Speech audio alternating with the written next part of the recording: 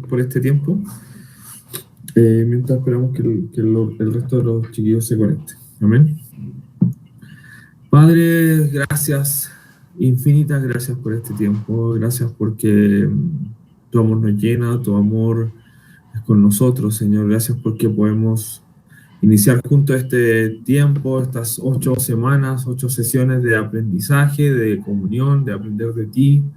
Es una temática nueva, es una temática quizás no tan común en los estudios bíblicos, pero creemos, Señor, fielmente que estudiando acerca de ti, Señor, podemos conocerte más, aprender más y crecer más en tu reino, Jesús.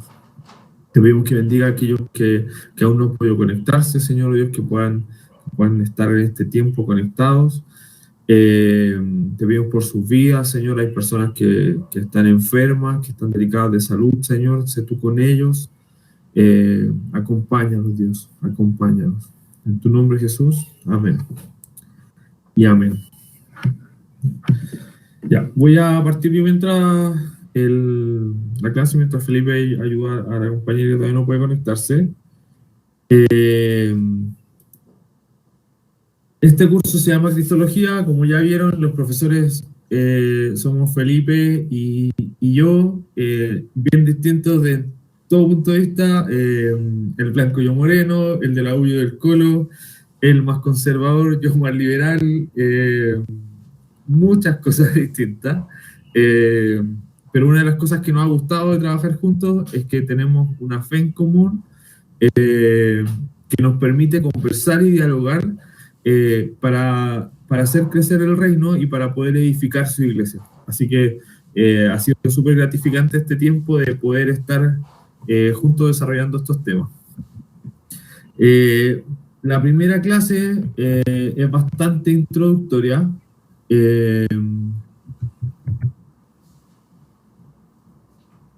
Jordan dice que no escucha nada. Ya, la primera clase es bastante introductoria, pero van a ver que hay harto contenido.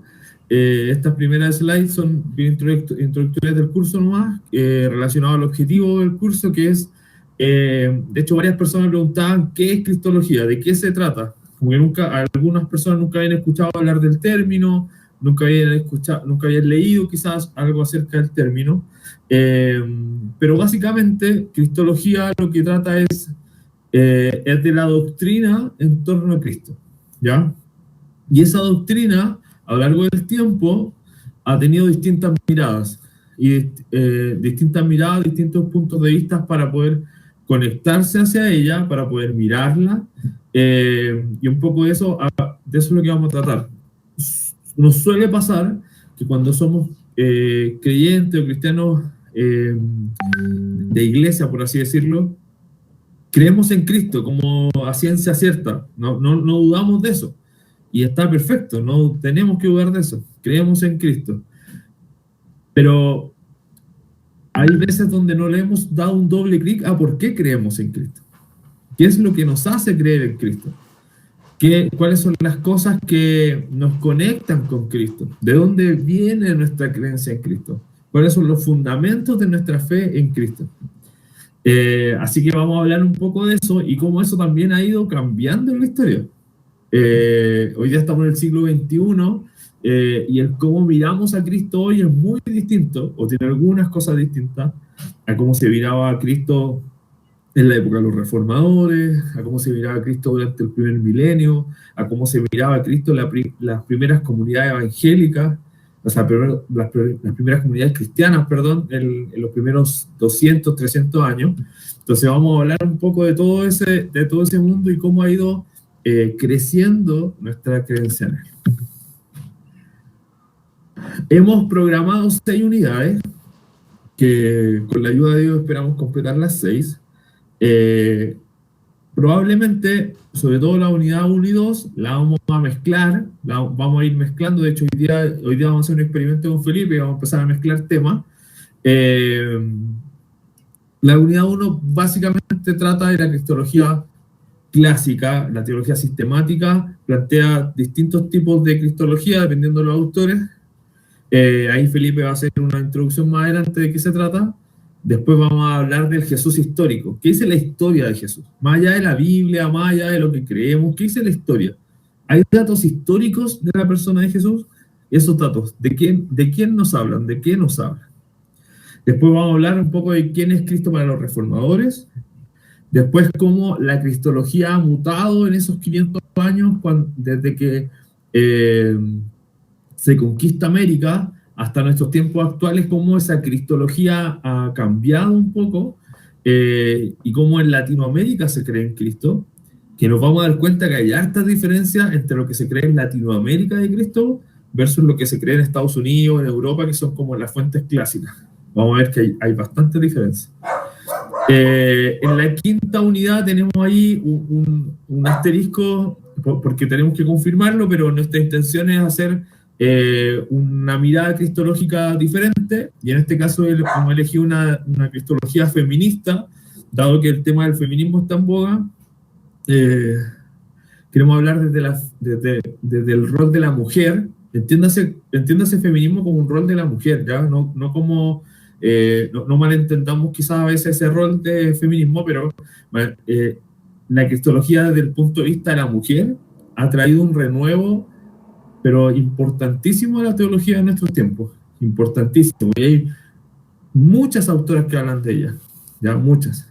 Ivonne Guevara, Elsa Tames, Teresa Forcade, María Pilar Aquino, Ariane Van Ender, un montón.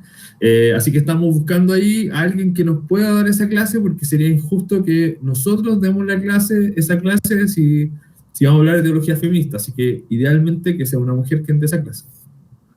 Y la última unidad, que es la última clase básicamente, vamos a poder reflexionar y llegar juntos a un concepto de cristología para nuestros tiempos. Que podamos responder la pregunta clave del curso, que es: ¿quién dices tú que soy? ¿Ya? ¿Quién dices que soy? Así que eso un poco tratar la unidad. En términos como evaluativos, sepan que en la Escuela Rubik no buscamos evaluar con nota a las personas, sino muy por el contrario, evaluamos el aprendizaje, el que estén conectados, el que podamos avanzar juntos, en reflexionar. Así que básicamente el nivel de exigencia es de un 60%, y si se dan cuenta, la asistencia ya vale el 60%, así que si vienen a todas las clases ya aprobaron. Hay un mínimo de asistencia que son 6 de las 8 clases, así que traten de no faltar, porque son poquitas clases y son prácticamente temáticas diferentes por clase. Como dato es que si no pueden venir a una clase en vivo, estas clases siempre quedan grabadas en el mismo link donde accedieron ahora. Ahí van a pinchar, si no vienen, pueden pinchar durante la semana y ver de nuevo la grabación de esta misma clase, ¿ya? En caso de cualquier cosa. Y como actividad más lúdica, durante el curso vamos a definir algún trabajo práctico que se nos ocurra ahí con Felipe. El trabajo del curso pasado estuvo súper interesante, salió mucho material. Más adelante les podemos contar de ello, hay algunos alumnos que lo hicieron. Pero bien práctico, la verdad. Ya no requiere tanta exigencia, sino más que nada hacerlo reflexionar y entender y hablar del Evangelio. Ya, algunas aclaraciones, como para que entremos en confianza. Vamos a decir muchas cosas, y probablemente en especial yo, de posturas teológicas distintas. No espero, este es un ambiente de pensamiento crítico, de reflexión educacional. Todos creemos en Cristo, no hay duda de ello, somos todos cristianos, ¿ya? Pero entendamos que estas distintas posturas de las cuales vamos a hablar, no nos asustemos, sino que recibámoslas, procesémoslas y veamos qué de eso nos sirve, con qué de eso nos quedamos. Así que, tranqui. Como les mencioné, a los que pudieron activar sus micrófonos, no se callen, la clase la hacemos entre todos, más ahora que no somos tantos, así que mucho mejor. Y nada, disfrutemos de este tiempo, ¿ya? Disfrutemos de este tiempo, hablen, pregunten. Para nosotros, entre más preguntas, entre más interacción hay, mucho mejor. No lo sabemos todo con Felipe, así que bienvenidos todos los que quieran participar. Y ya estamos. Vamos a partir con el texto clave de este curso. Marcos 8, 27, 30, y si lo pueden buscar ahí en sus Biblias. En este caso voy a leer la NBI. Jesús está en plena conversación con sus discípulos y les dice, le hace una pregunta. Y le pregunta a los discípulos en general. ¿Quién dicen los hombres que soy yo? Y los discípulos responden, unos dicen que eres Juan el Bautista, otros dicen que eres Elías, y otros, algunos de los profetas. Cualquiera, algunos de los profetas. Y entonces Jesús hace la pregunta clave de este curso, y clave para nuestra vida como cristianos, que creo que eso es lo más relevante de esto. Y él le pregunta, y te pregunta a ti hoy día, ¿y quién dices tú que soy yo? Y el único que responde, o el que siempre responde primero, porque es medio atarantado, nuestro amigo Pedrito, y Pedrito responde y dice, tú eres el Cristo. Pero automáticamente Jesús le manda a que no le digan esto a nadie, ¿ya? Después el texto sigue, ahí hay una discusión con Pedro, pero queremos basarnos en esta pregunta. ¿Quién dices que soy? Y como ven, hay distintas respuestas.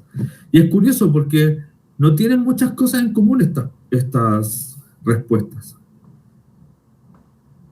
Y aquí es donde, y hacia allá es donde lo queremos llevar.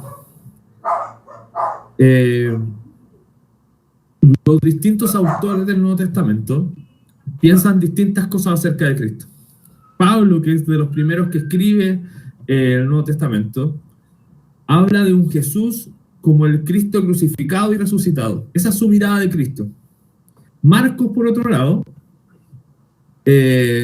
Marcos escribe y describe a Cristo como el Mesías sufriente, ¿ya?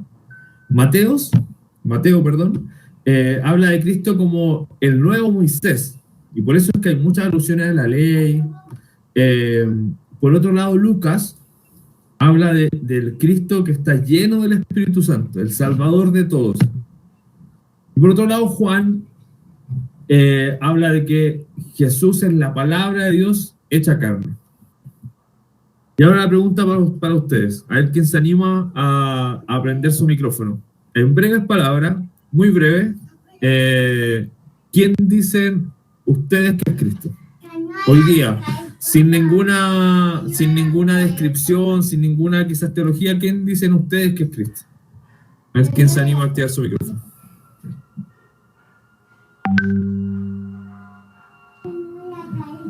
No hay respuestas buenas ni malas.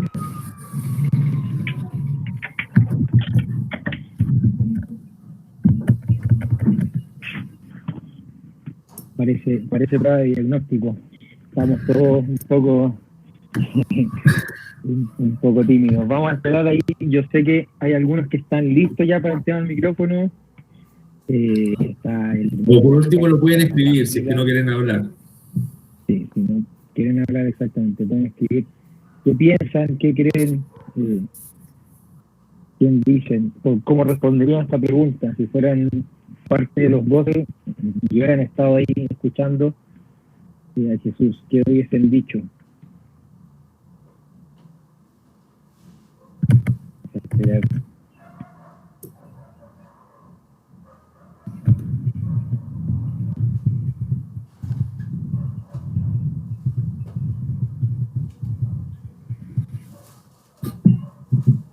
Hay mucho escribiendo. Quizás es como muy corto, pero yo solamente le hubiera respondido que era nuestro Salvador, como en quien confiábamos también. Buenísimo. Gracias, Cami.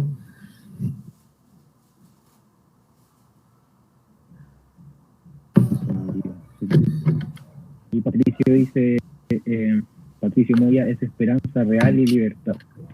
Francesca dice, pienso que es mi salvador, igual que Camila, mi sustento y mi vida.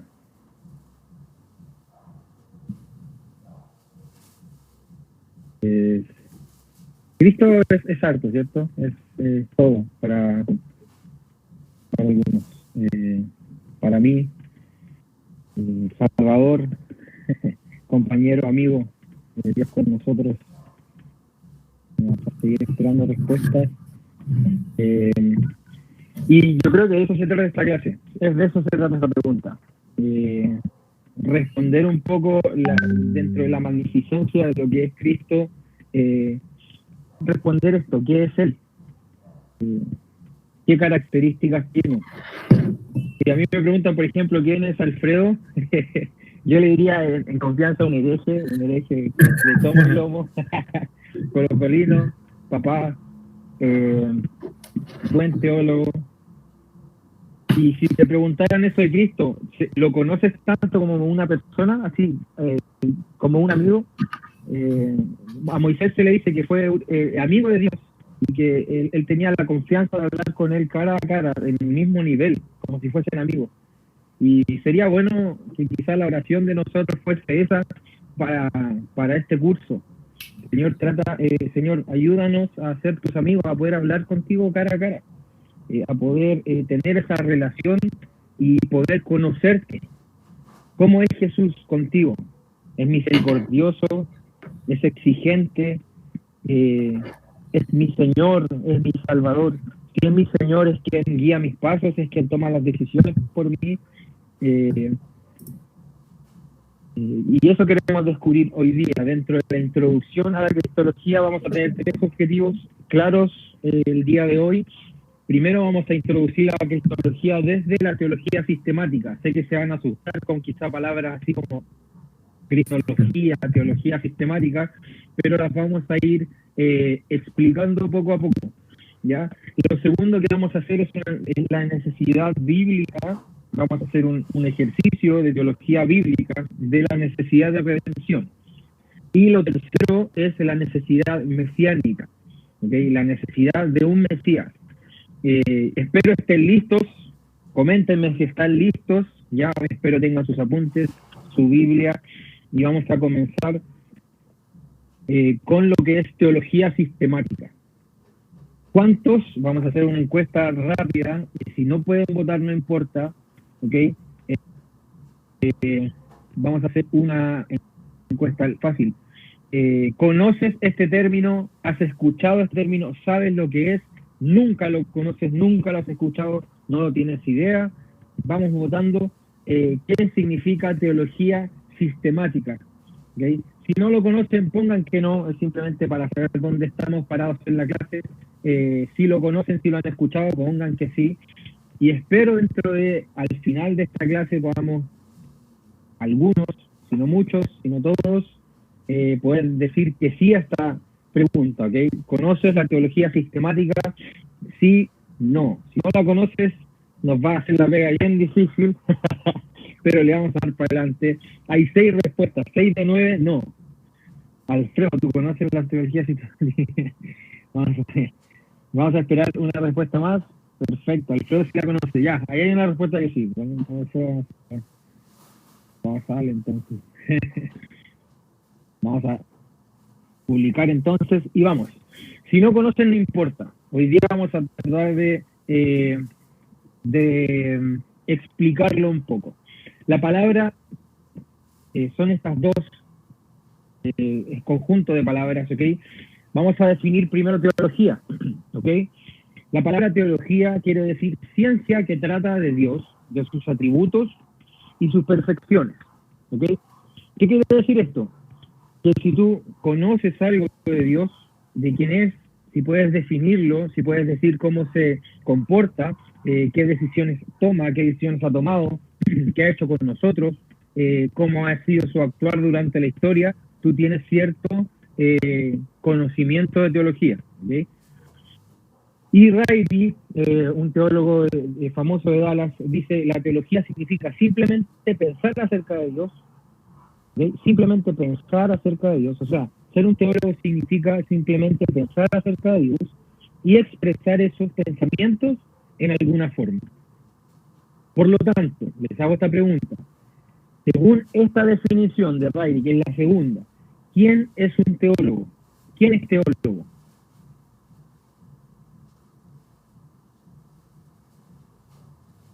según esta pregunta, la teología significa simplemente pensar acerca de Dios.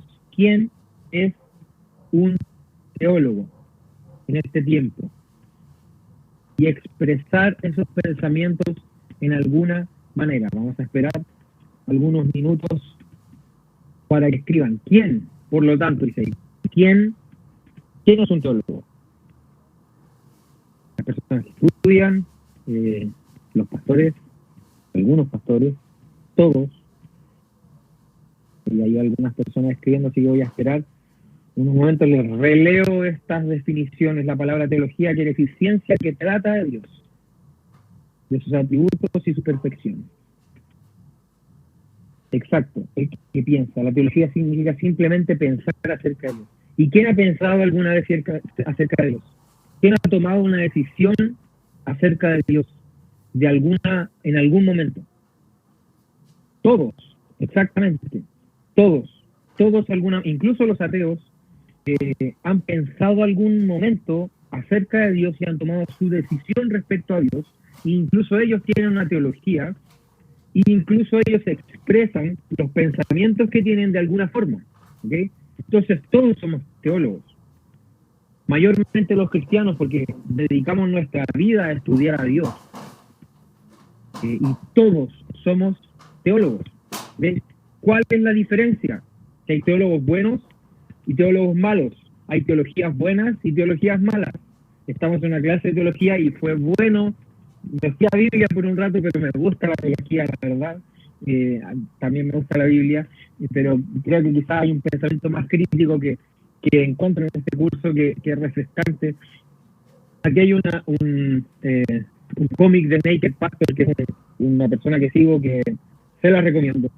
Y ahí hay dos tipos de personas leyendo la Biblia. Una persona que tiene una teología del odio, una persona que tiene una teología de la disciplina, del castigo, y otra persona que tiene una disciplina, o sea, que es una teología del amor. ¿Okay? Una dice, esto me da permiso para odiar a todos, y el otro dice, esto me desafía a amar a todos.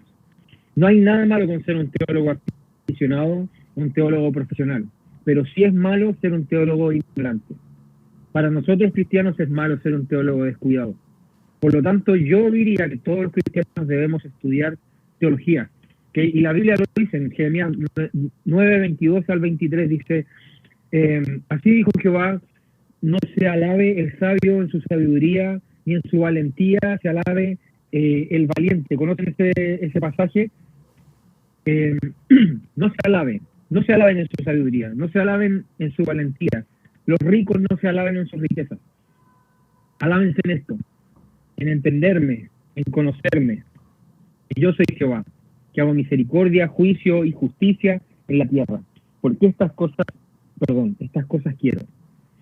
No habla solamente de conocer este pasaje, Jeremías 9, 23, no habla específicamente de conocer como tú conociste a Cristo una vez y para siempre. Habla de conocer y de entender. Y ese es el llamado que nos hace Dios en Jeremías. No te alabes por tus riquezas. Cuando te vayas al cielo no te las vas a llevar. No te alabes por tu sabiduría humana o por tus relaciones.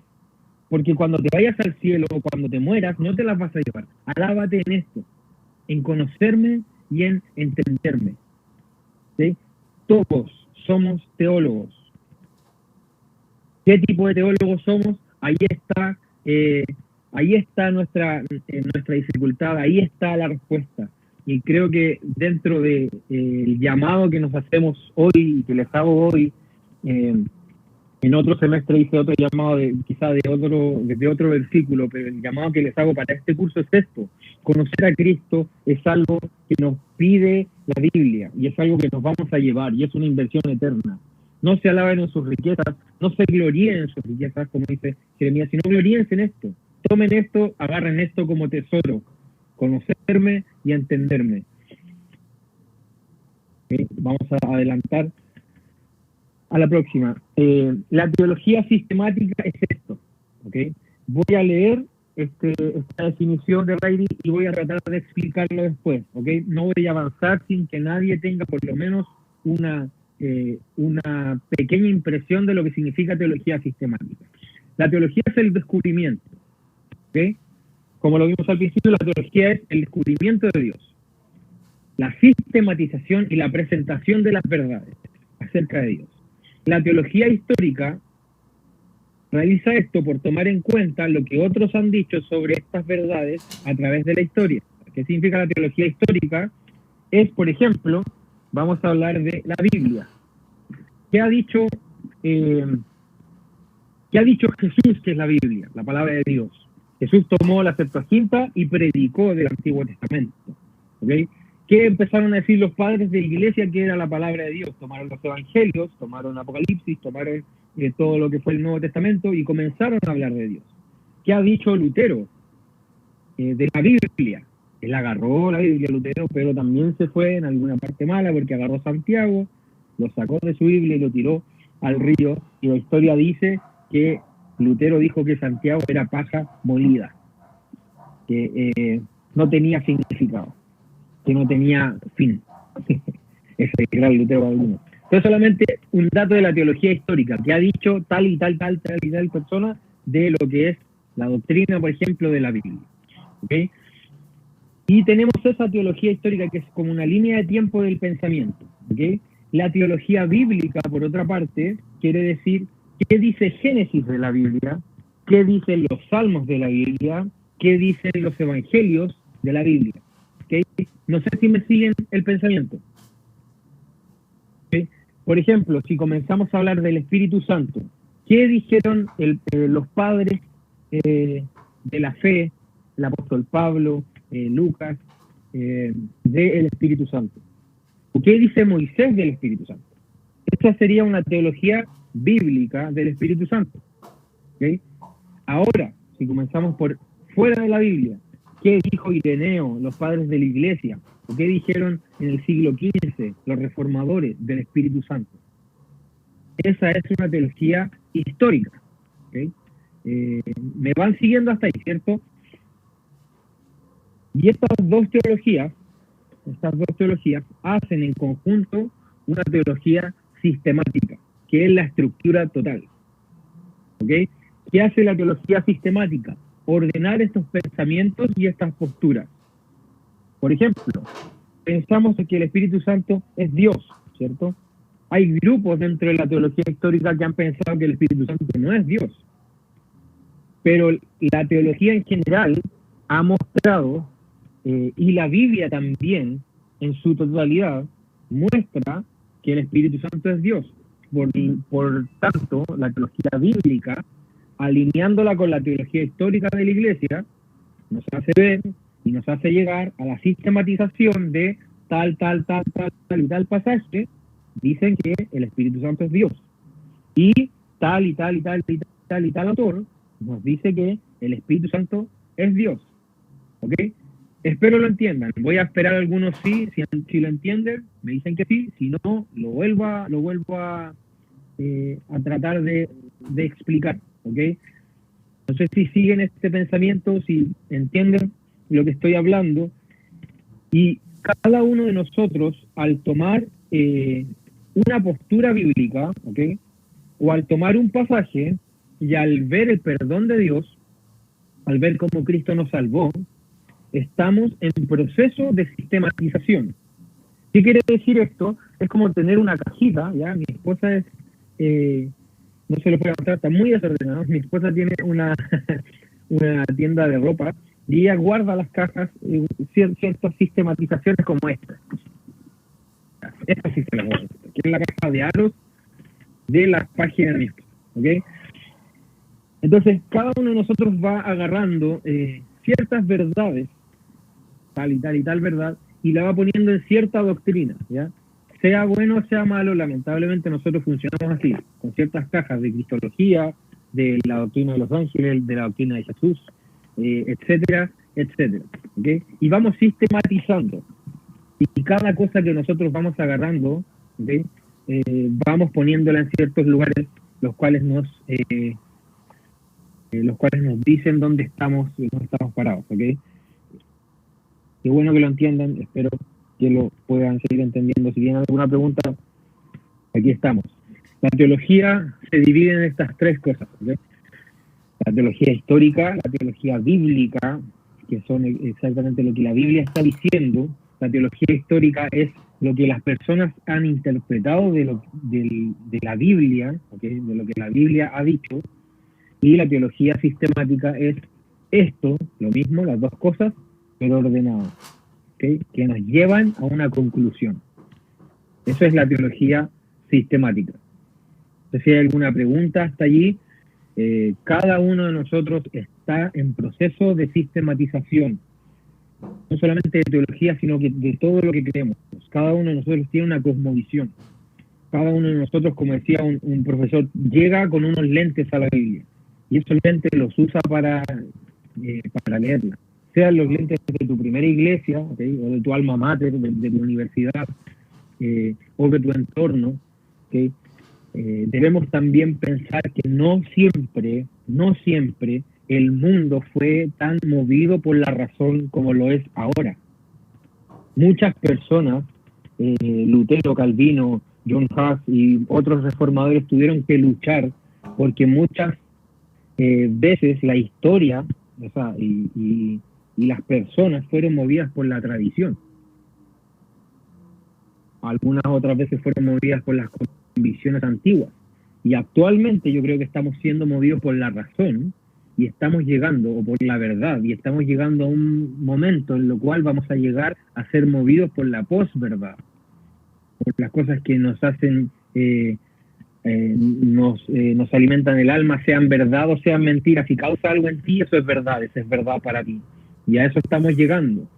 Y dentro de ese tren, que es otro tema, dentro de ese tren vamos a tener que nosotros siempre estar hablando de la verdad, que es la Biblia, aunque no nos caiga bien, aunque sea muy distinta a la posverdad, ¿okay? Si no hay preguntas hasta allí, seguimos. Hay 10 grandes teologías, 10 grandes libros que tú estás armando en tu mente. Quizás no tienes idea de estos 10 nombres que puse allí, pero los voy a explicar. La bibliología primero es la doctrina de la Biblia. Si tú crees que la Biblia es la palabra de Dios, ya iniciaste con un punto en tu bibliología, ¿sí? Si crees que es inerrante, que es inspirada, que es inefable, ahí vas creciendo tu teología de la Biblia. Está la teología propia, que es la teología de Dios, específicamente del Padre, del Hijo y del Espíritu Santo. Está la antropología, quizá muchos entienden el término, ¿saben lo que es antropología? Por mientras ya paso a la marteología, que la marteología es la doctrina del pecado. Había un chiste que tirábamos dentro del seminario que era que muchos tenían amartritis, que es como la enfermedad de la marteología, que es la doctrina del pecado, que viene de la palabra amarte, no es la doctrina del amor, ¿okay? La doctrina del pecado, que amarte quiere decir errar al blanco, y de eso se saca la doctrina del pecado de la Biblia. Soteriología, que es la doctrina de la salvación, ¿okay? Eclesiología, yo sé que ustedes han escuchado esa, la doctrina de la iglesia. Escatología, que es la doctrina de los últimos tiempos. Neumatología, yo sé también que algunos han escuchado esta, neuma, quiere decir Espíritu Santo. Es la doctrina del Espíritu Santo como ser eterno durante toda la Biblia. Angelología, la doctrina de los ángeles, cómo han actuado durante la Biblia y cómo se les ha llevado durante la historia. Y la última, y la que vamos a estudiar por toda esta clase, es la cristología. ¿Qué es la cristología? Espero lo sepan porque se inscribieron en ese curso. Si no lo saben, quizás van a tener problemas y van a decir, escucha, pensaba otra cosa. Es la doctrina de Cristo, ¿sí? Y eso es lo que vamos a estudiar dentro de este tiempo. Vamos a comenzar esta clase haciendo tengo 15 minutos para ello. Vamos a comenzar haciendo un breve ejercicio de lo que es la teología bíblica. Nuevamente, ¿qué quiere decir la teología bíblica? Lo que dice la Biblia de Cristo, desde el Génesis hasta el Apocalipsis. Algunos de ustedes me dirán, espérate, pero Cristo recién aparece en el Nuevo Testamento. ¿Sí o no? pero espérate, Cristo nació desde la Virgen y recién entra en Mateo a la historia. Y creo que Cristo tiene un poco más de historia que eso. ¿Sí? Y vamos a ejercitar una teología bíblica de Cristo y de su redención y por qué es importante la redención, porque es algo que todavía hablamos. Y vamos a comenzar en Génesis, así que abran sus Biblias en Génesis capítulo 3. Tengo 15 minutos. Pero vamos a pasarnos un poco para que quizá el problema lo tome Alfredo. Mira yo, exactamente, en el principio era el verbo. Vamos a ver a Cristo en Génesis. Génesis 3:21. Y quiero plantearles esta pregunta. ¿Quién ejecutó el primer sacrificio en la historia? ¿Fue un hombre que sacrificó un animal? ¿El que dio el primer ejemplo? Y en Génesis 3:21 aparece este pequeño... en Génesis 3 en general aparece esta pequeña luz de redención de sustituir una persona que es culpable por una persona o por un ser que es inocente y llevarlo a sacrificio. Y Génesis 3:21 dice que Jehová Dios hizo al hombre y a su mujer túnicas de pieles de animales y los vistió. El primer sacrificio, recuerden que antes del pecado no existía la muerte, ¿okay? Adán no conocía lo que era un animal muerto. Adán no sabía lo que era la sangre. Adán no conocía la dificultad o la necesidad de arroparse ni siquiera, porque no necesitaba nada, no tenía frío, no tenía calor. Y en este momento Adán y Eva son sacados del Edén y Dios les muestra a Adán y a Eva lo que es la muerte, matando a este animal y haciendo que estas personas, Adán y Eva, se revistieran de la piel de animal. El primer sacrificio en la historia lo hizo Dios. El último sacrificio también lo hizo Dios. Dios encarnado en Jesús.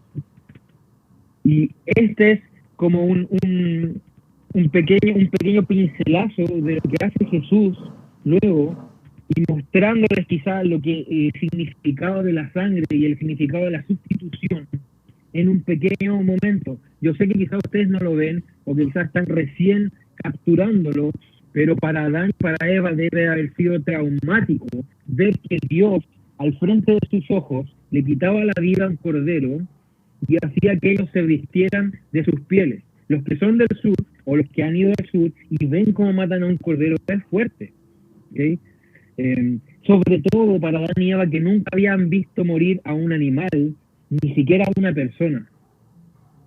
No habían visto eso, ni siquiera conocían el significado de la muerte, porque sin pecado no hay muerte. Y es fuerte que el significado de la sangre llegue a ellos y se vean sustituidos. Jonathan dice, yo no participé de cómo se mata un cordero. Es fuerte, ¿cierto? Yo recuerdo que a los 10 años o a los 12 años creo que tenía, fui a Chiloé y participé también. Y me hicieron quitarle la piel y la señora me decía, es bien fácil quitarle la piel a un cordero. Y es verdad, y es fuerte. Imagínense a una persona que no ha visto nunca la muerte. Debe ser fuerte. Vamos a pasar quizá, no hace nada exactamente, no hace nada para defender. Wow. Y esto nos hace ver un poco el Evangelio, ¿cierto? Nos emociona ver un poco el Evangelio y luego vamos a Cristo y decimos, Él nos vistió de lo que era suyo, Él nos vistió de santidad, Él nos vistió de una relación con el Padre, ¿cierto? Y nos explota la cabeza. Pero recién estamos en Génesis 3:21. Vamos un poco más adelante. Génesis 4:3.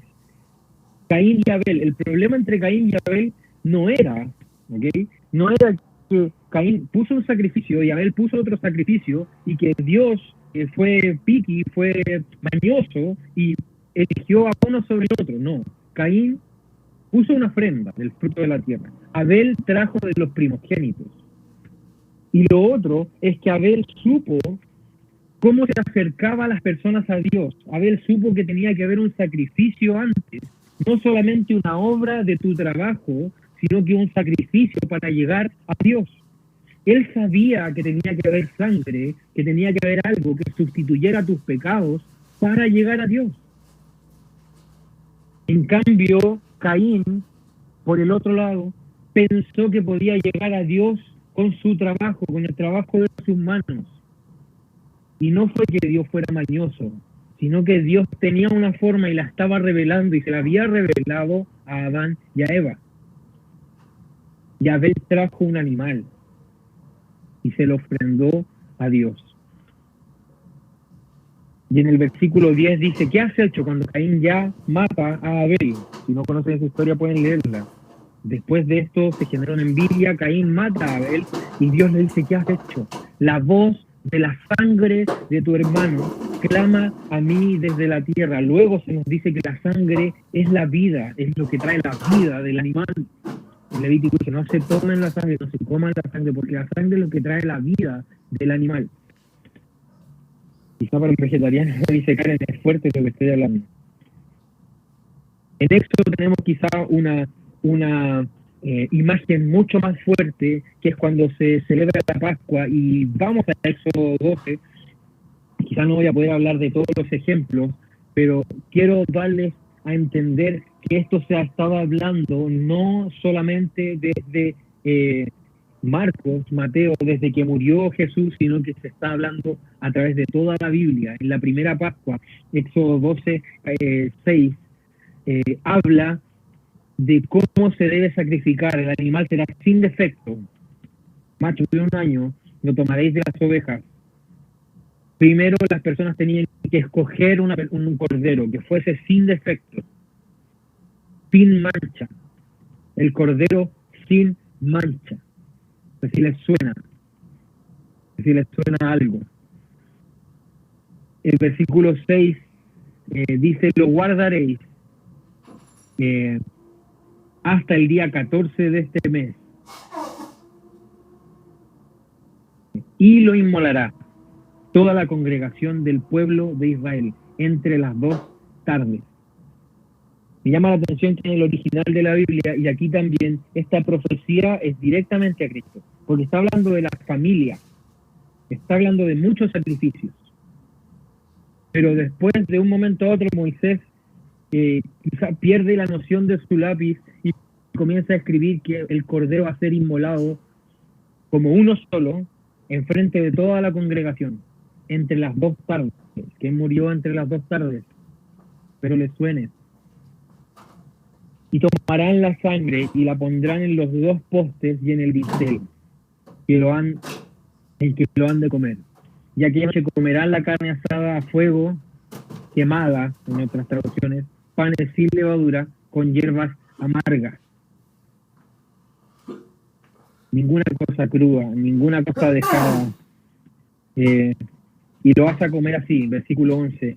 Ceñidos vuestros lomos, vuestro calzado y nuestro bordón, y lo comeréis apresuradamente. ¿Qué quiere decir? Esto lo van a comer como de viaje, con la maleta lista, con la mochila puesta, con los zapatos listos para salir, con las llaves. Y la sangre lo será por señal en las casas donde ustedes están, y verán la sangre y pasaré, y no habrá en ustedes plaga de mortandad. Versículo 13. Y en la primera Pascua se nos enseña cómo sacrificar. Escoger un cordero sin mancha, incluso tenía que estar 14 días con él, así como para que demostrara que no tenía mancha, así como Jesús estuvo 33 años en la tierra, mostrando que no tenía mancha, encariñándose con las personas, llorando con personas, así como lo más probable que haya pasado. Imagínate traer un perrito a la casa o una oveja y tus niños comienzan a verlo, se encariñan en 14 días. Y lo peor de todo es que sabes que ese cordero, que esa persona va a ser sustituto por lo que tú has hecho. Y esto es antes de la ley, o quizás 2 capítulos, sí, antes de la ley.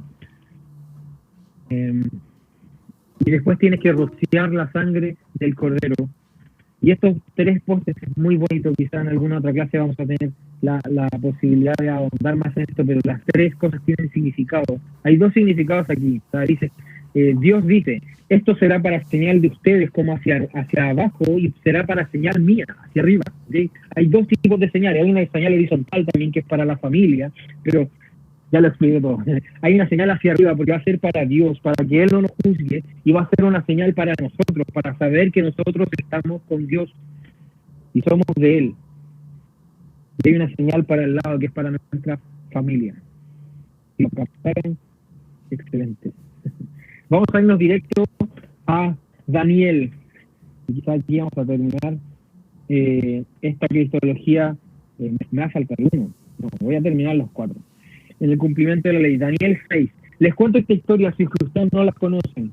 Y esto que requiere mucha atención porque es algo muy difícil de explicar, algo muy denso, algo que es de un héroe de la fe que tengo que se llama John Stott, que habla mucho de la teología de las misiones y también habla mucho de Cristo. Y él da esta joya, y si ustedes conocen la historia, es de esta forma. Estaba el rey Darío, y ven las personas, los sirvientes, que el rey Darío ama a Daniel, lo tiene como mano derecha, y están tratando de buscar por qué acusarlo, por qué quitarle la vida. Y Daniel se encuentra sin mancha, no pueden encontrarle ninguna excusa por la cual acusarlo. Y agarran estas personas y dicen, ¿sabes qué? Vamos a tratar de acusarlo de alguna forma, vamos a tener que crear una ley. ¿Qué hace Daniel? Ora 3 veces al día, perfecto. Vamos a decirle al rey Darío que si alguien ora a otro Dios que no sea él, vamos a tirarle al foso de los leones. Y llegan estas personas con la idea brillante de que Babilonia se transforme en una monoteísta, en un imperio monoteísta, y que solamente lo adoren a él. Y le plantean esta idea, y el rey dice, sí, perfecto, vamos a hacerlo. Escribe esta gran ley y la firma con su firma, y le dice, esta ley no puede ser revocada. Después estas personas van donde el rey Darío y dice, ¿sabes qué? ¿Sabes quién está incumpliendo la ley que yo creo que debería ser echada al foso de los leones? Tu mano derecha. Y Darío, como mandó una ley que no podía ser revocada, tiene que cumplirla, y con mucha pena, dice la Biblia, que lo echa al foso de los leones. Pero Daniel no había hecho mal. No había hecho mal Daniel, por lo que llega al otro día, abre, saca esta gran piedra de la cueva del foso de los leones, y Daniel está vivo. Y la ley, aun cuando se cumplió la ley, Daniel fue echado al foso de los leones, Daniel sale con vida. Y John Stott nos dice que este cuadro es un comparativo de lo que es Jesús y con su relación con Dios y el cumplimiento de la ley. La Biblia dice que Jesús vino a cumplir la ley, no a abrogarla. Hubo una ley que se dictó en contra de nosotros y dice que no vamos a matar, y Jesús nos dice que si aún odiamos a un hermano, tú estás matándolo en tu corazón, por lo cual eres condenado por la ley. La ley nos dice que no vamos a adulterar, pero Jesús también nos dice que si tú adulteras en tu mente, en alguna forma, estás siendo condenado por la ley. Y cuando Dios nos ve, no puede encontrar solución a este dilema, a este problema legal que Él mismo creó, como dice John Stott. Y lo que hace Dios en su santa, en su santa magnificencia y sabiduría es enviar a su Hijo. Y la ley decía que la paga del pecado, el precio del pecado es muerte. Y si tú pecas, si tú has pecado alguna vez, es como ir a comprar un almacén, dame un pecado, y te van a decir, es muerte. Dame 10 pecados, es muerte.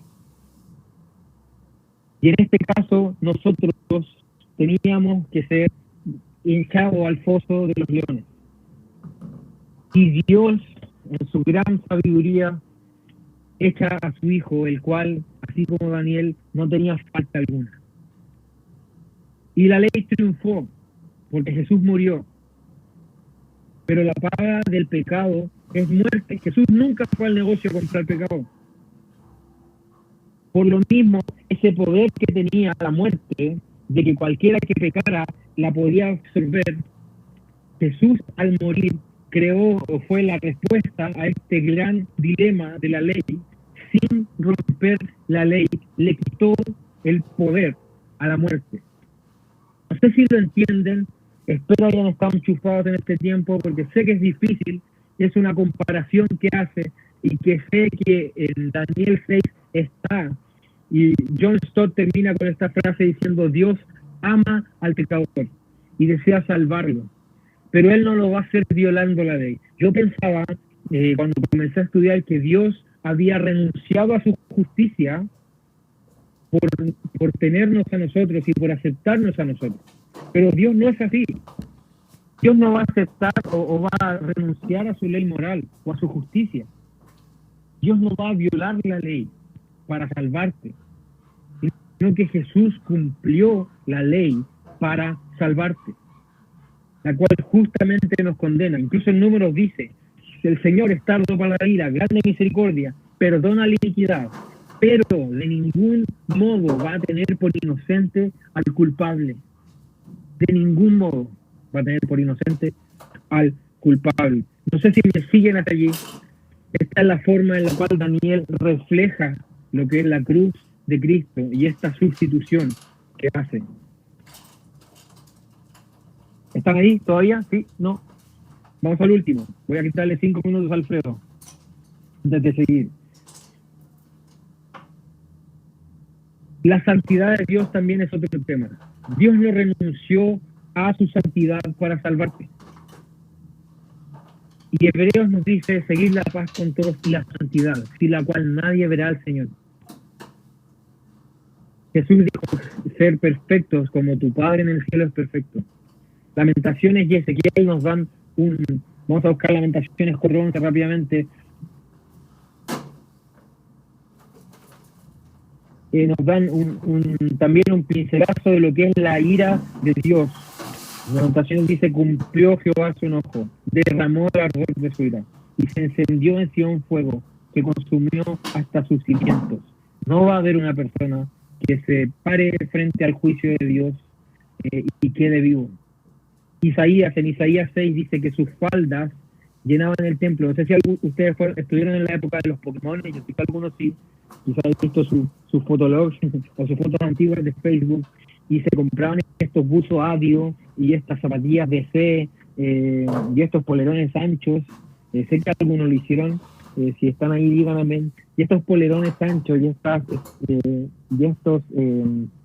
estos buzos anchos llegaban al suelo, ¿cierto? Y gracias a Dios por los skinny jeans, porque ya no tenemos problema con eso. Pero estos buzos les quedaba una parte afuera que uno pisaba y dejaba llena de barro, tierra o sucia, estando en la casa. Y esa parte en verdad incomodaba. A mí me incomodaba buscar ropa así. No sé por qué lo hacía, yo de mono lo hacía. Y sé que muchos de ustedes también lo hacían cuando era esta moda. Y la Biblia dice, cuando sus faldas llenaban el templo, que esa parte de Dios llenaba el templo, que era lo más sagrado de Israel. Que lo que sobraba de la gloria de Dios era más sagrado que la cosa más valiosa de una nación. Cuando vio esto Isaías, él dice que sus primeras palabras fueron: ¡ay de mí! Me llama la atención que en Nehemías, por ejemplo, cuando Nehemías empieza a relatar su historia, las primeras palabras de Nehemías es: no, yo no voy a permitir que pase eso, yo voy a ir y voy a hacer cartas y voy a salvar a mi pueblo y voy a reconstruir Jerusalén. O Daniel también, cuando empieza a relatar su historia, Daniel llega a un momento que dice: Daniel propuso en su corazón no contaminarse con la comida del rey. Pero Isaías es distinto, porque Isaías ve la santidad de Dios, no está bajo un reinado de Nabucodonosor como Daniel, que fue un rey grande, o un reinado de Ciro, como fue Nehemías, que fue un rey de un imperio. sino que está sobre el Rey de Reyes. Y sus primeras palabras son: ay de mí, estoy muerto, porque vi la santidad de Dios. Y como dice la Biblia en el Pentateuco, cuando Moisés está hablando con Dios, Moisés dice: muéstrame tu gloria. Y Dios dice: nadie va a quedar vivo si ves mi gloria. No vas a quedar vivo si ves. No vas a sobrevivir a eso. Ponte detrás de una peña y en un hoyito pequeñito, ve cómo paso. Y eso quizá puedas soportar, sobrevivir. Porque nadie en la santidad de Dios, y esa santidad, wow, ¿por qué usas esa palabra? La palabra es antigua. Esa palabra no es antigua ni nueva. La Biblia no es antigua ni nueva. La Biblia es eterna. Y cuando hablamos de la santidad de Dios, hablamos de algo eterno, que no acepta pecado, que no acepta mal, que es completamente puro, que es una luz fuerte que tira todas tus imperfecciones a la palestra. Y cuando muestra estas cosas, Isaías lo primero que dice es: este es mi defecto. Estoy en un pueblo que tiene labios horribles. Y de la abundancia del corazón habla la boca, que tiene corazones terribles. Y llega un ángel, saca del, ustedes conocen la historia, saca del altar un carbón y llega donde Isaías.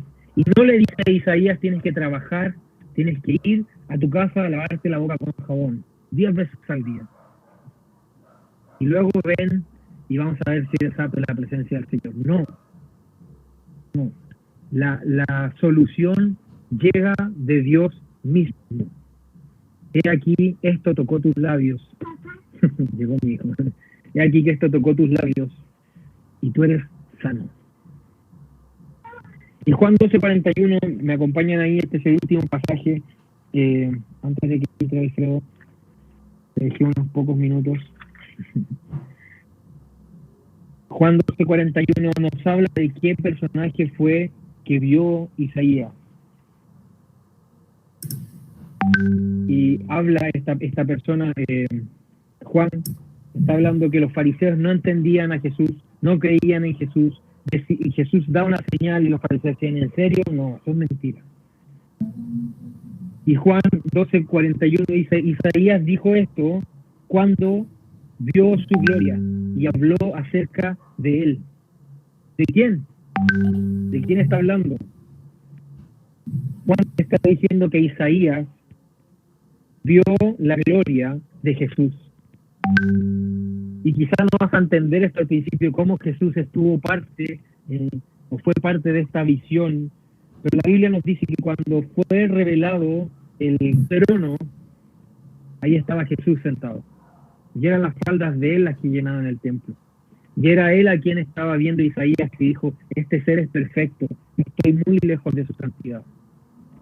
Y ese mismo ser, esa misma gloria, fue la que él dejó para venir a la tierra y morir por cada uno de nosotros, para que pudiéramos ser la persona con la cual compartir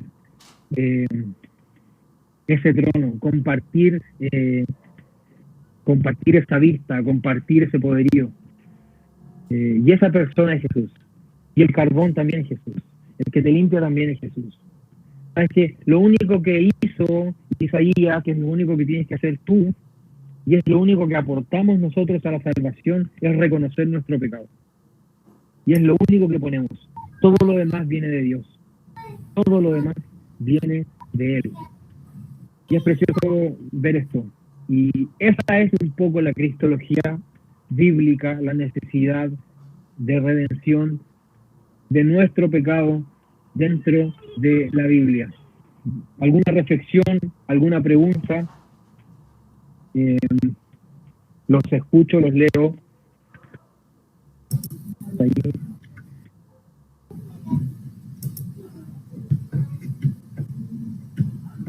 Alfredo.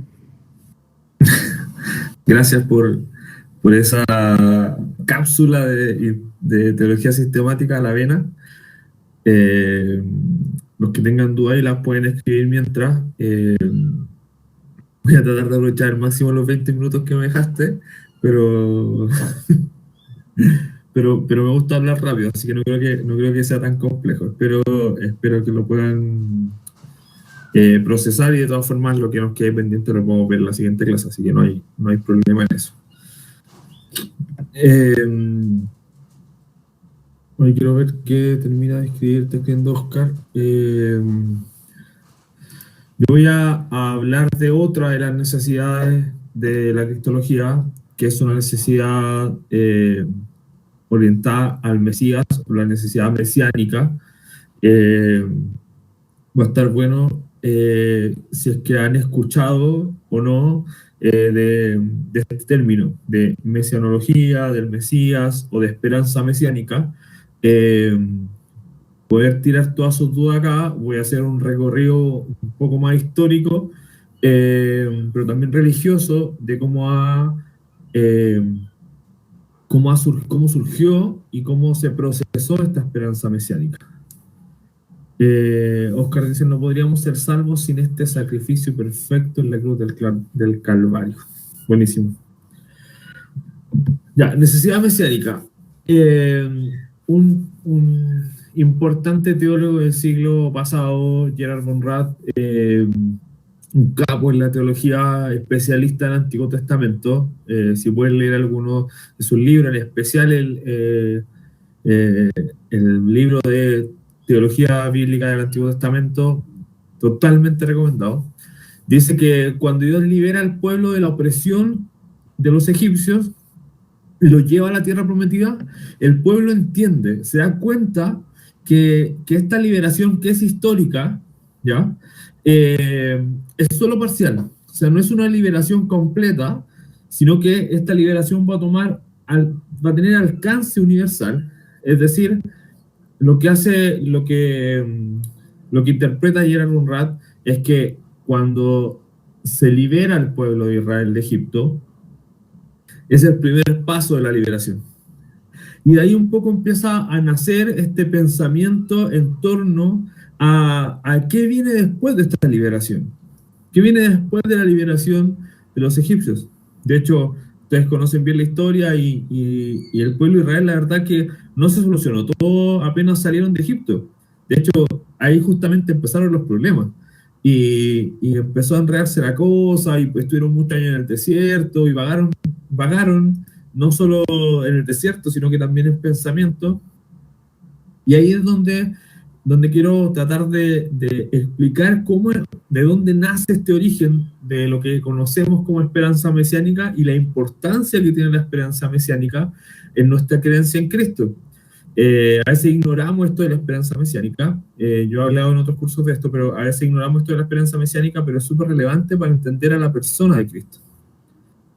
Y para eso, el primer flashback que hay que hacer es mirar un poco hacia atrás y ver cómo las cajitas ahí que están media burdeo nos narran quizás los periodos políticos post salida de Egipto, ya el tiempo de los jueces, después el reino de Israel, cuando ya Israel se arma como reino, después donde está el declive de ese reino y el reino se divide. Después vemos las cajas verdes. Después de que el reino se divide, viene el primer exilio, que es con los asirios. Los asirios atacan el reino del norte en el siglo VIII. Después, en el siglo VI, son los babilónicos los que atacan ahora el reino del sur. Y finalmente, dado que Israel está básicamente destruido, ¿ya?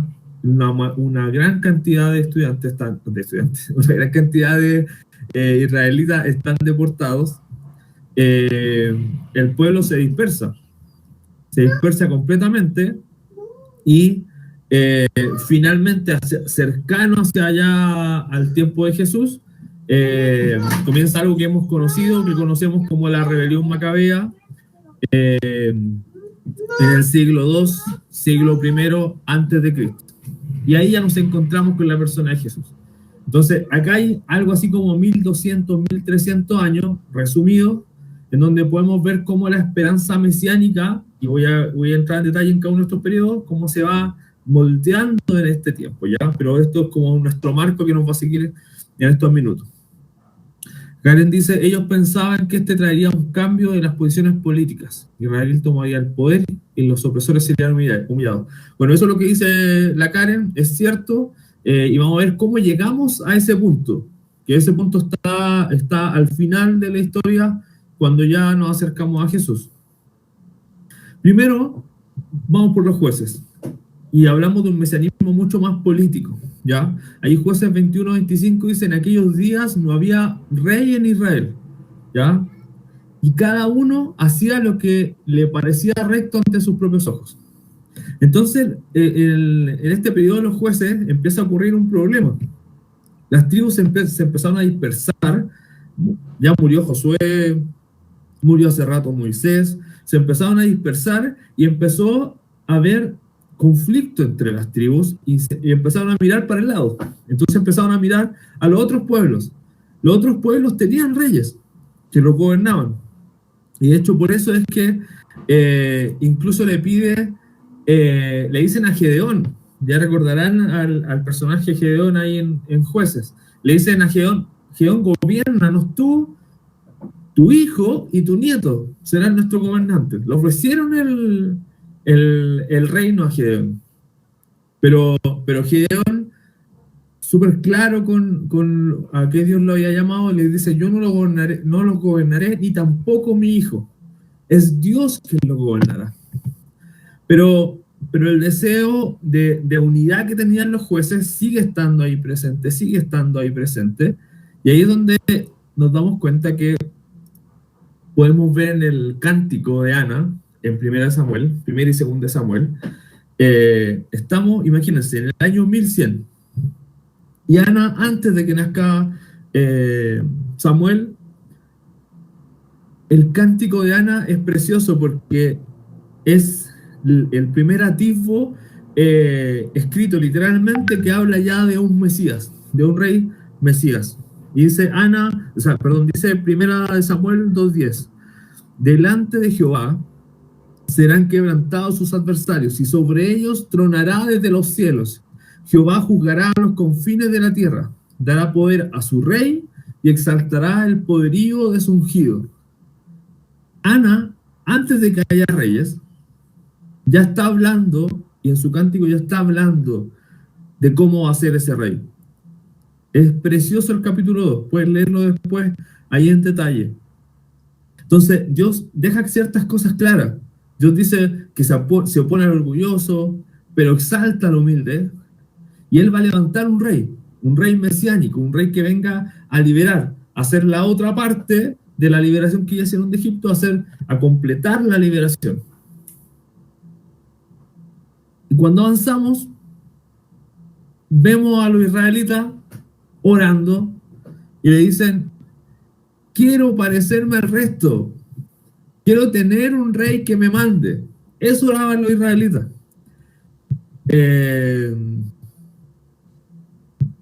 Eso es lo que están orando los israelitas. Y se dan cuenta en el capítulo 8 de 1 Samuel, imagínense lo porfiados y tercos que son. Entonces Samuel transmitió la advertencia del Señor al pueblo que pedía un rey. Y les dice, esta es la manera en que un rey gobernará sobre ustedes, les dijo. El rey reclutará en el ejército a los hijos de ustedes y los asignará a los carros de guerra y a los conductores y los hará correr delante de sus carros. O sea, en primera línea. Algunos serán generales, otros capitanes, otros estarán obligados a arar, a cosechar, otros harán armas, etc. El rey tomará a sus hijas, las obligará a cocinar, a hornear y a hacer perfumes para él. Les va a quitar lo mejor de sus campos, viñedos y huertos de olivos. Se los dará a sus oficiales. Tomará una 10ª parte, le pondrá un impuesto ahí, de sus cosechas de uva y las repartirá entre sus oficiales y miembros de la corte. Les va a quitar su esclavo y la esclava. Le exigirá lo mejor de su ganado. Le exigirá la 10ª parte de su rebaño, otro impuesto. Y ustedes serán esclavos. Cuando llegue ese día, suplicarán ser aliviados de este rey que ahora piden, pero entonces el Señor no los ayudará. Sin embargo, el pueblo se negó a escuchar la advertencia de Samuel y le dijeron, aún así todavía queremos un rey. nuestro deseo es ser como las naciones que nos rodean, como los que están al lado. El rey nos juzgará y será nuestro líder en batallas. Así que Samuel le repitió al Señor lo que el pueblo dijo. Y el Señor respondió: me hartaron. Hagan lo que quieran. Dale un rey. Entonces Samuel estuvo de acuerdo y lo envió a sus casas. Es un texto súper simpático, es un texto como que refleja mucho carisma y me imagino la situación entre Samuel, el pueblo, Dios. Pero imagínense, están pidiendo algo y Dios les está diciendo les va a ir mal. Pero aún así lo quieren. Aún así la terquedad en sus corazones y en sus mentes. Y ahí es como vemos como la esperanza mesiánica desde el punto de vista político empieza a surgir y con el primer rey fracasa. Saúl es un fracaso. Es deshonesto, es orgulloso, no tiene integridad. Un desastre. Aún así, reina 40 años en Israel.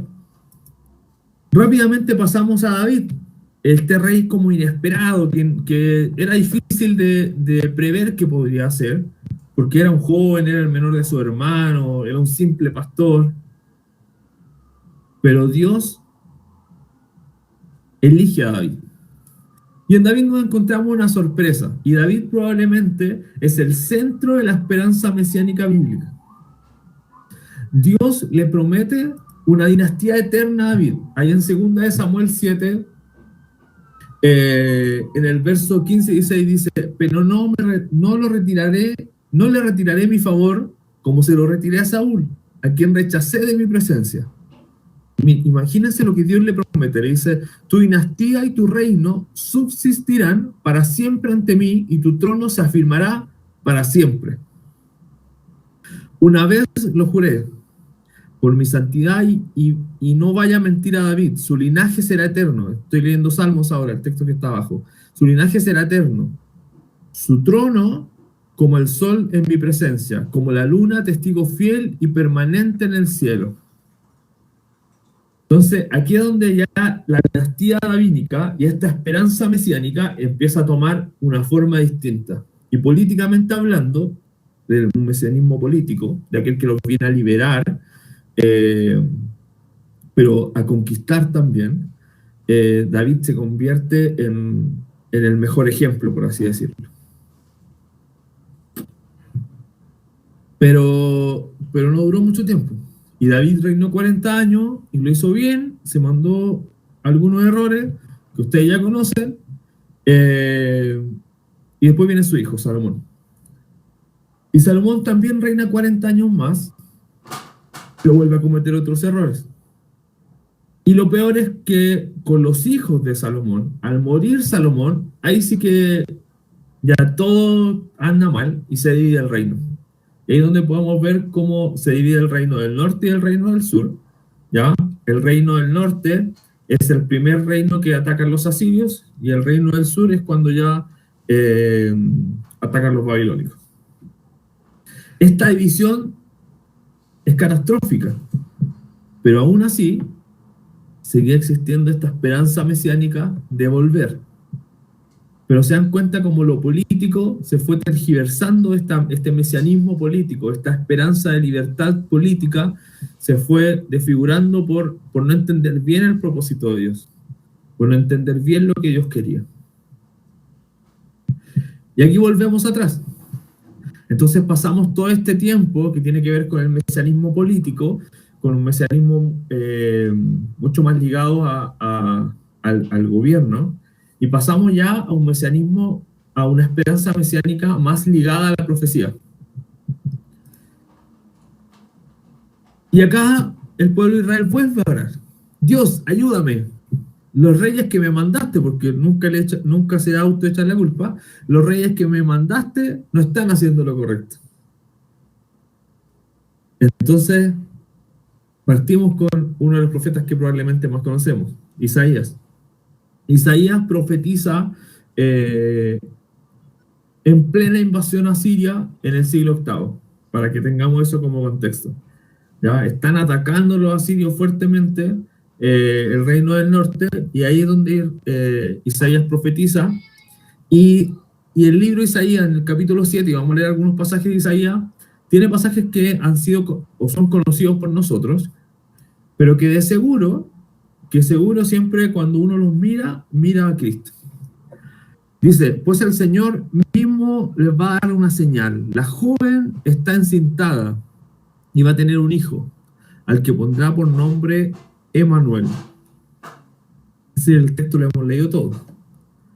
Después, Isaías capítulo 9, el verso 6 dice, porque nos ha nacido un niño, nos ha dado un hijo, el cual se ha concebido el poder de gobernar y se le darán estos nombres. Admirable en sus planes, Dios invencible, Padre eterno, Príncipe de paz.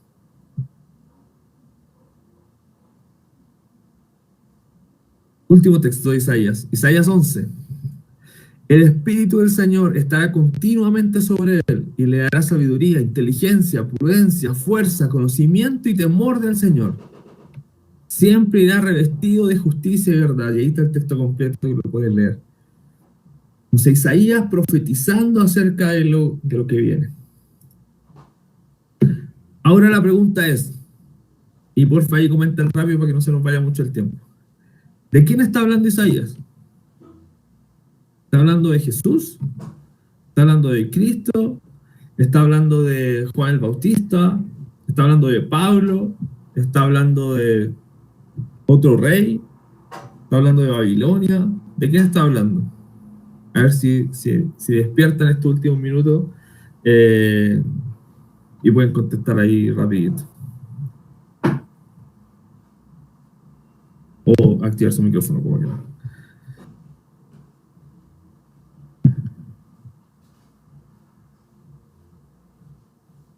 Oscar dice que está hablando de Jesús, el Mesías. ¿Alguien más? ¿Alguien da más? ¿Alguien tiene otra opinión? ¿Sí? ¿No? Quedaron callados después de la sesión con Felipe. Bueno, voy a avanzar. ¿De quién está hablando Isaías? Y aquí quiero que tomen mucha atención.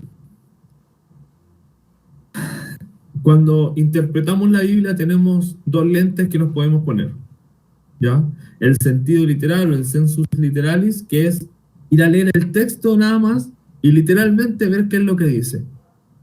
Y si uno mira el texto, qué es lo que dice, así literalmente, nos damos cuenta que Isaías está hablando del rey Ezequías. Rey Ezequías que ya había nacido y está profetizando lo que será el reinado de Isaías. Ahí pueden leer 2 de Reyes 18. Hay otros pasajes que también hablan de eso, cuando lo vemos de sentido literal. Pero el sensus plenior, que es el sentido pleno del texto, cuando hacemos hermenéutica, cuando interpretamos el texto en todo su contexto, nos damos cuenta que, como decía Oscar, está hablando de Jesús.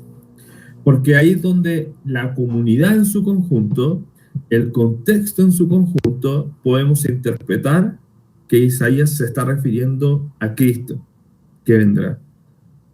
Y ahí es donde podemos conectar que esa esperanza que nació desde un punto de vista más político, dada la situación del pueblo, se comienza a gestar un mesianismo mucho más religioso, ¿ya? Un Mesías que viene a liberarnos de la mala religiosidad que está viviendo el pueblo. Y Miqueas, por ejemplo, Miqueas dice, nacerá en la ciudad de Belén, en cuanto a ti, Belén, Efrata, pequeña entre los clanes de Judá, de ti saldrá un gobernante de Israel que desciende de una antigua familia, etc. Y ahí pueden leer el texto. Miqueas está profetizando en el mismo tiempo, en la misma época que Isaías. Pero hay cosas que están en común en estos textos. Y es que, y me encanta como lo dice Jürgen Moltmann, teólogo alemán, que ha escrito mucho acerca de cristología, dice, el Mesías solo viene cuando la miseria es más honda y pareciera que no hay esperanza en la sociedad. Y podríamos estar horas hablando del el contexto que estaba viviendo el pueblo de Israel en el siglo VIII, en el siglo VII. Una pobreza gigante, desigualdades gigantes, injusticias gigantes. Y ahí es donde nacen estas esperanzas. Nace la esperanza en el Mesías. Y me quedan 4 láminas, así que las voy a hacer cortas, por si tienen dudas más adelante, para que ya las vayan pensando o escribiendo. Pero cuando miramos desde el punto de vista religioso, de que el Mesías viene cuando la situación del pueblo es compleja, cuando la situación que está viviendo la ciudadanía es compleja, sus hijos, cuando el problema que están viendo sus hijos es complejo, pobreza, injusticia, desigualdad, falta de amor a Dios, porque también había mucha idolatría. Ahí es cuando se presenta con mayor fuerza la necesidad de un Mesías. Y finalmente, en el tiempo ya de la dispersión de Israel, o sea, cuando ya se alejan de Babilonia, muchos de los ciudadanos de Israel se dividen, y ya en el siglo II viene la revolución macabea, vuelven a orar los israelitas y le dicen: Dios, ayúdame. No funcionaron los reyes ni los profetas, así que ahora tomaré con mis propias manos.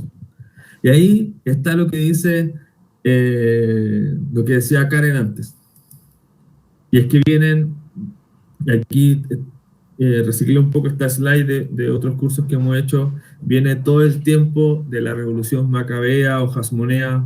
En los evangelios se habla un poco de los celotes, pero prácticamente la esperanza mesiánica que surge en el siglo II, siglo I antes de Cristo, es una esperanza que vuelve a ser mucho más política y religiosa, están las dos de la mano, pero ya es una esperanza que nace desde el pueblo, ya esa esperanza que ellos piensan que ellos mismos tienen que tomar con sus manos la libertad. Entonces se hacen revueltas en la ciudad, se toman, se van contra el imperio, básicamente que a la escoba, y hay mucha revolución. Y Jesús llega en esta época revolucionaria socialmente, ¿ya? Si lo queremos mirar con cierta simetría con lo que vivimos hoy, estaban viendo un estallido social, pero ya llevaban 100 años en un estallido social potente. Entonces, cuando llega Jesús y cuando volvemos al capítulo 8 de Marcos y le dicen: tú eres el Cristo, el Mesías, es complejo porque si alguien, ya habían otros que se habían hecho llamar Cristos, habían otros que se habían hecho llamar Mesías. Entonces, cuando viene Cristo y algunos lo llaman Mesías, es complejo porque Jesús sabía el contexto social que había. Entonces, no quería que se contradijera o no quería que se malentendiera a qué venía él. ¿Ya? Él no venía a tomar con sus propias manos, en términos como de violencia, la justicia, sino, como bien lo decía Felipe, venía a morir por nosotros, venía a redimirnos. Entonces, en este contexto es que la esperanza mesiánica pasa por más de 1000 años, desde el punto de vista más político, la necesidad de un rey. Los reyes fallan y el pueblo y Dios empieza a hablarle a los profetas y viene todo un mover religioso y profético. Hay muchos más textos que hablan de la esperanza mesiánica. Si se lo hubiera puesto estaríamos mucho rato, pero hay muchos más textos que no hablan de la esperanza mesiánica.